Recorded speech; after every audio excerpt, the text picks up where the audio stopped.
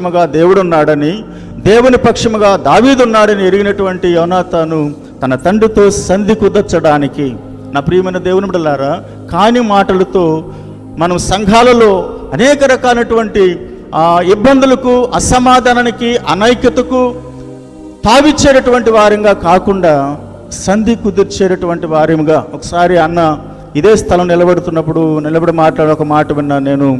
సమాధానపరచువారు ధనులు, వాళ్ళు దేవుని కుమారులు అనబడతారు. దేవునికి స్తోత్రములు కలుగును గాక.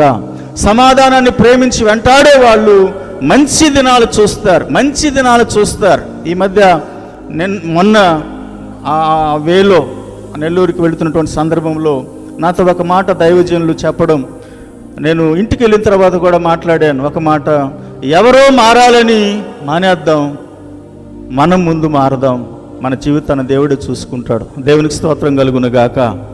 హల్లెలూయా. ఎదుటివారు మారాలి, వదిలేద్దాము.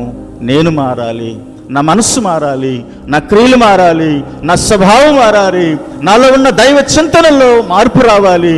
అప్పుడు అన్నీ దేవుడే చూసుకుని. ఎంత గొప్ప మాట అండి అది. నేను అనేకసార్లు పొరపడ్డ అనుభవం ఏంటంటే, వారు ఎందుకు ఇలాగా అర్థం చేసుకోరా, ఆలోచించరా, తెలుసుకోలేరా, ఏమండి ప్రేమించలేరా అని అనుకుంటూ బలహీన స్థితిలోనికి వెళ్ళిన సందర్భాలు ఎన్నో. కానీ ప్రభు, ఎదుటివారు కాదు మారాల్సింది, ముందు నేనే మారాలి, నేనేంటో, నా స్థితిగతులేంటో అర్థం చేసుకో. నేను మారినప్పుడు దేవుడు మన పక్షంగా ఉంటాడు. యథార్థవంతులను బలపరచడానికి దేవుని యొక్క కనుదృష్టి లోకమందంతటా సంచారం చేస్తూ ఉంది. దేవునికి స్తోత్రం కలుగును గాక.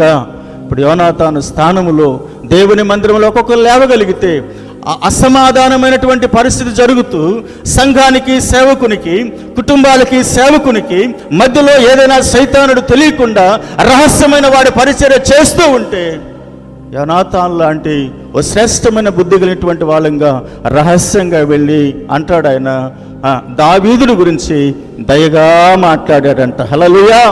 ఒక వ్యక్తిని గురించి ప్రేమగా, దయగా, ఆప్యాయంగా, అనురాగంగా మాట్లాడుతూ ఉన్నప్పుడు ప్రేమ తప్పిదాలని కప్పిపెడుతుందంట.